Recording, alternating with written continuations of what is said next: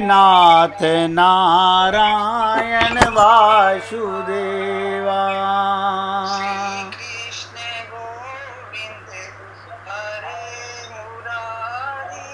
हे नाथ नारायण वासुदेवा। श्री कृष्ण गोविंद हरे मुरारी। हे नाथ नारायण वासुदेवा। श्री कृष्ण गोविंद हरे मुरारी।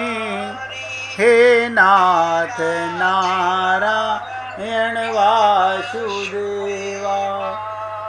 सभी पुण्य आत्मा बहुत एकाग्रचित होकर सुनिएगा।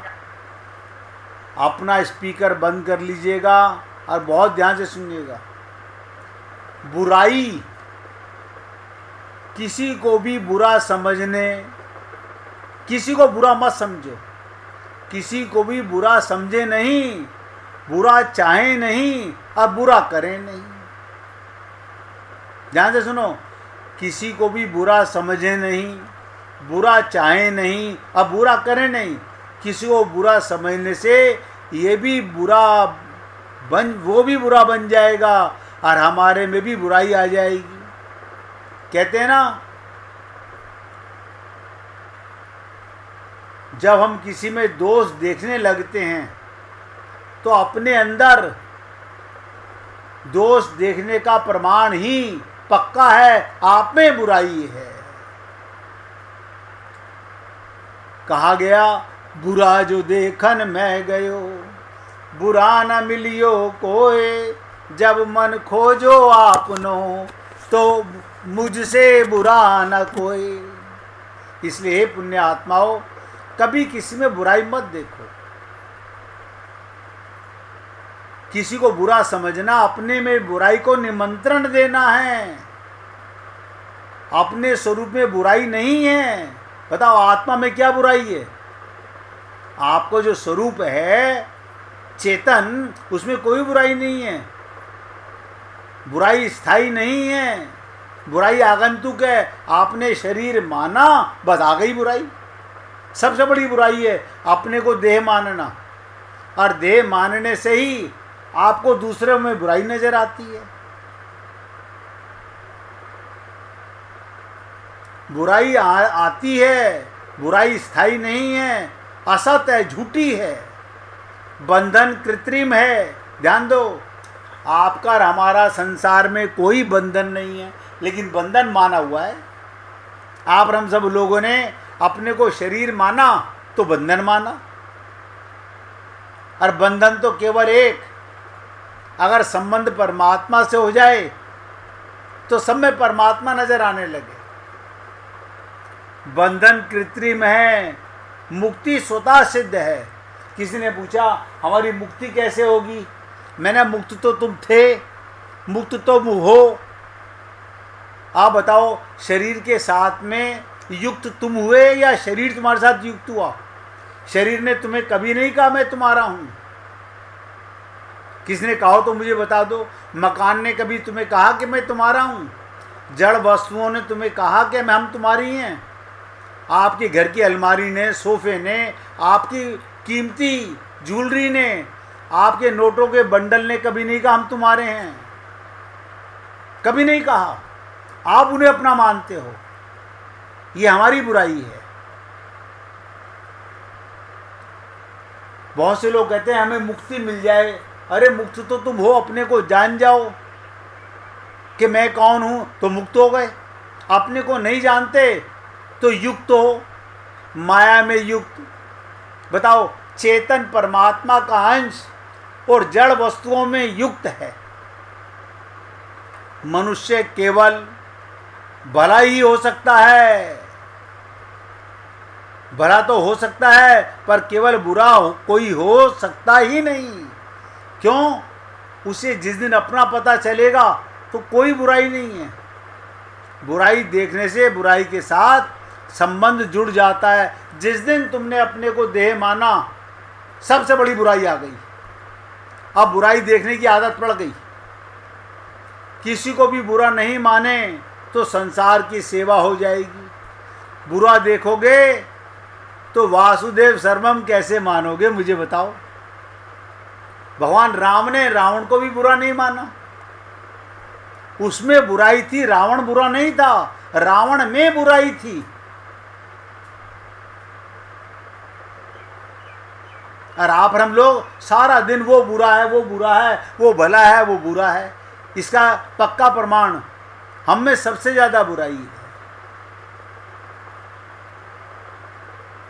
ये छोटी सी बात है, अच्छी लगे तो जीवन में उतारिएगा।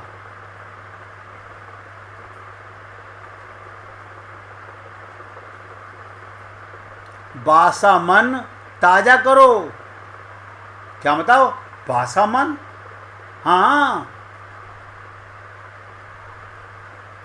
अपना बासा मन, मलिन मन, गंदा मन, अंतःकरण ताजा करो, माने शुद्ध करो। कल भी बता के चुका हूं, अगर कमल का पुष्प अपने पूरे यौवन पर हो, खिला हुआ हो, तो भौरा उसकी मादकता की खुशबू से अपने आप दौड़ा चला आता है। और भगवान ने तो चुपाई में भी लिख दिया रामचरितमानस में, निर्मल मन जन सो मोहि पावा। मन, अब बताओ, और हम बासा मन लेके घूमते रहते हैं।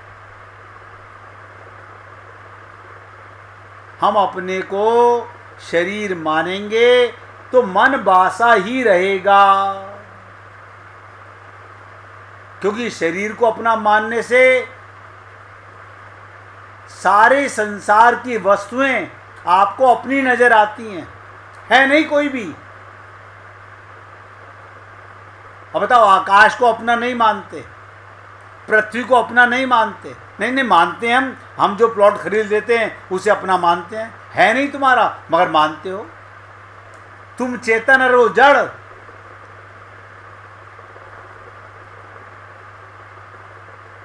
इसके ऊपर एक छोटी सी लीला सुन लीजिएगा। श्रावस्ती का मृगारी सृष्टि करोड़ों मुद्राओं का स्वामी था।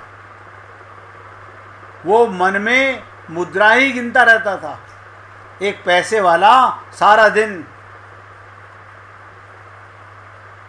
जैसे शेयर बाजार में काम करने वाला, शेयर मार्केट में इन्वेस्टमेंट करने वाला, सारा दिन मोबाइल पे देखता रहता है कितना बढ़ा कितना घटा, कितना बढ़ा कितना घटा।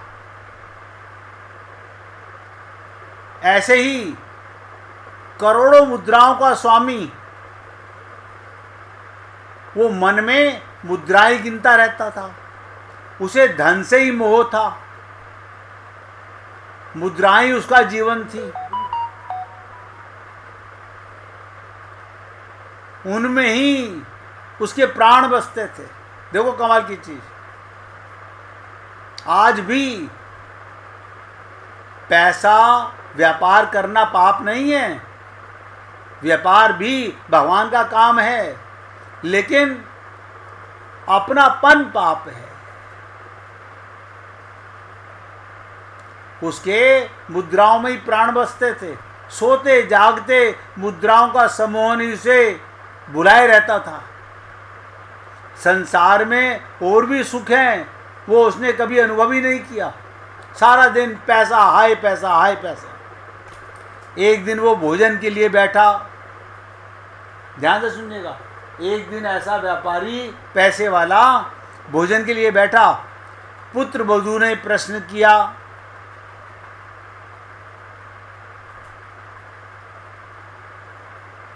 कि पिताजी भोजन तो ठीक है ना, कोई त्रुटि तो नहीं है? ध्यान से सुनो। वो पैसे वाला कहने लगा, आयुष्मती, आज ये कैसा प्रश्न पूछ रही है? तुम जैसी सुयोग्य पुत्र वधू भी कभी त्रुटि कर सकती है? तुमने तो मुझे सदैव ताजे और स्वादिष्ट व्यंजनों से तृप्त किया है।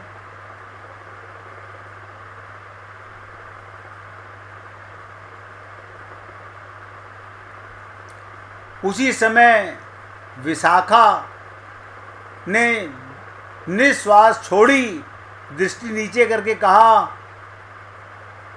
आई यही तो आपका भ्रम है।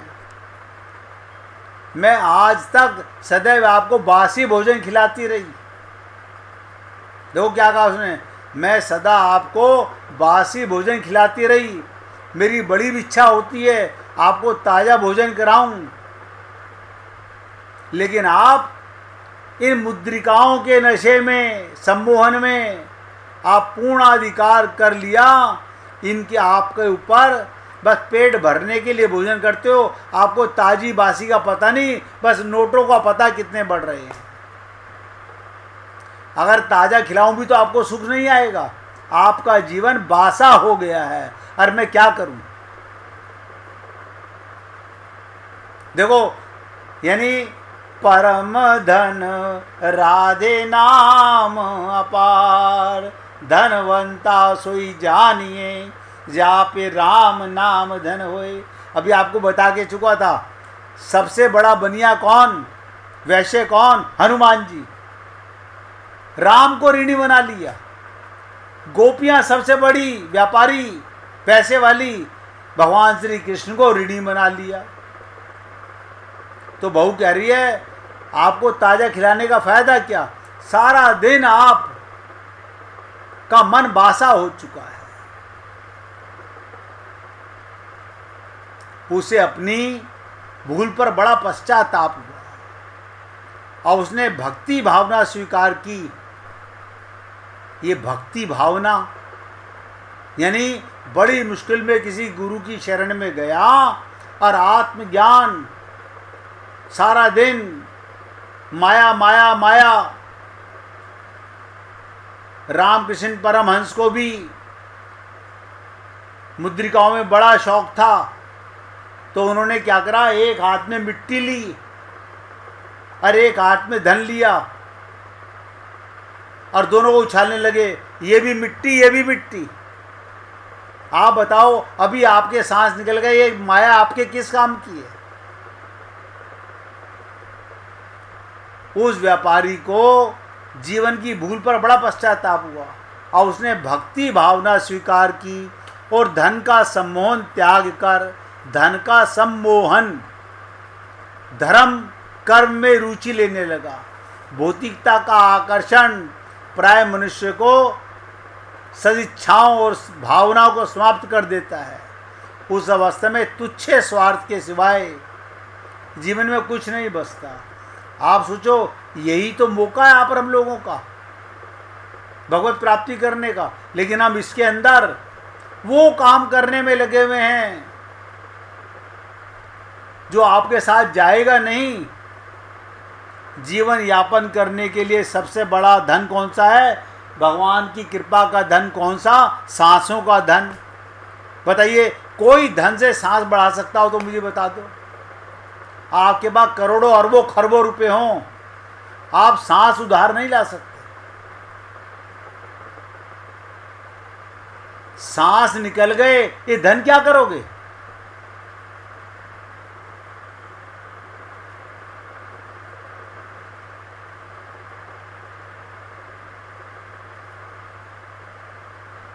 ये बातें आप और हम लोग विचार नहीं करते। तो भगवान की शक्ति के बाण पर हमारा जीवन किसके बाण पर चल रहा है? भगवान की। हम भूले हुए हैं भगवान की।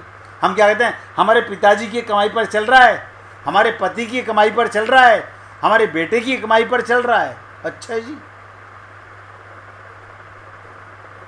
देखो कमाल की चीज़। मैं कई बार सोचता हूँ, आपका जीवन परमात्मा की कृपा पर चल रहा है या धन के कारण चल रहा है?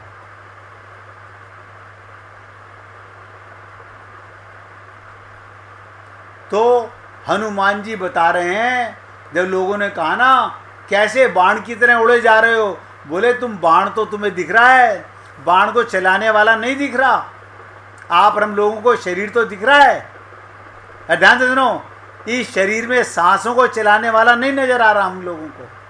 हम सब लोग उसकी तरफ से अंधे बने हुए हैं, हमारा ध्यान ही नहीं जाता। और गाते क्या है? कहते हैं तेरी रहमत दिन रात बरसती है, और भूल जाते हैं।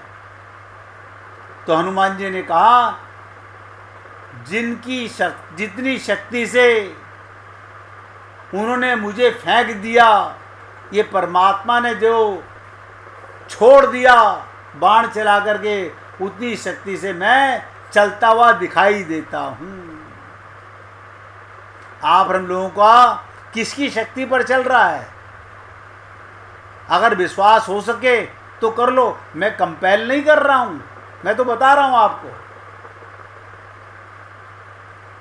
इस निरालंब दिखाई देने वाले के पीछे जो अवलंब है, जो सबसे बड़ा सहारा है, उसे तो देखो। हनुमान जी कहते हैं तुम मुझे उड़ता हुआ तो देख रहे हो, उड़ाने वाले को भूल गए, कौन उड़ा रहा है? और आप हम लोग देखो, सांस चल रही है, सांस देने वाले को भूले हुए हैं। अगर सांस क्या पता है सांस चल रहा है तो उसको कैसे भूल गए जिसकी कृपा से सांस चल रहा है? खाली ये गाने से क्या होगा? हर सांस में हो सिमरन तेरा। यही बात उस समय भी हुई थी, आपको पता होगा, जब हनुमान जी लक्ष्मण जी की मूर्छा के लिए औषधि लेकर लौट रहे थे। अब भरत जी ने एक बाण मारा, ये कौन है जो पहाड़ उठा के जा रहा है हमारी अयोध्या के ऊपर से? भरत जी ने बाण मारा, हनुमान जी नीचे। बताओ, हनुमान जी नीचे।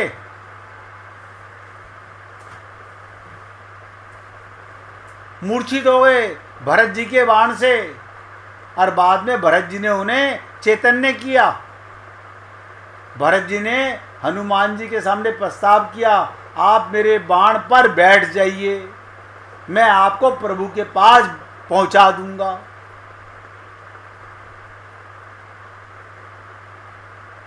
हम सबका जीवन भी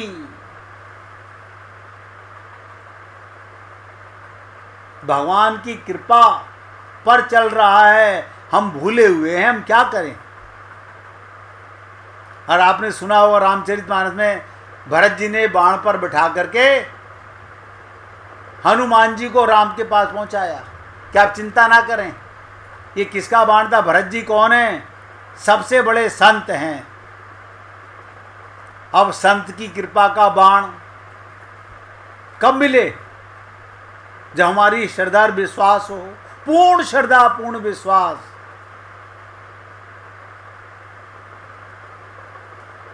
भरत जी ने कहा रामचरितमानस में, चढ़ू मम सायक शैल समेता, तुम पर्वत समेत मेरे बाण पर बैठ जाओ। बताओ, आप लोग सोच सकते हो? वो शक्ति बाण है, कृपा का बाण है, वो परमात्मा की कृपा का बाण है जो भरत जी ने छोड़ा। चढ़ू मम सायक शैल समेता, पठाऊं तो ही जहां कृपा निकेता। मैं एक बार छोड़ूंगा, सीधे भगवान राम के पास पहुंच जाओगे। अब ये कैसे?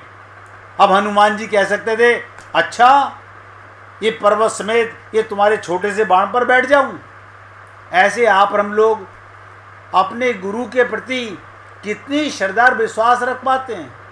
आप सोच के देखो, अपनी बुद्धि पर कितना विश्वास करते हो, अपने मन पर कितना विश्वास करते हो, अपने परिवार पर, अपने धन पर।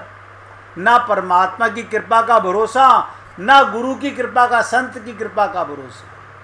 अब दोनों बाण मैंने आपको बता दिए, और यही आप और हम लोग समझ नहीं पाते जीवन में। चाहते हैं राम रस, चाहना भी चाहिए, लेकिन वो मिलता क्यों नहीं? क्योंकि हम अपनी बुद्धि के गुलाम हैं।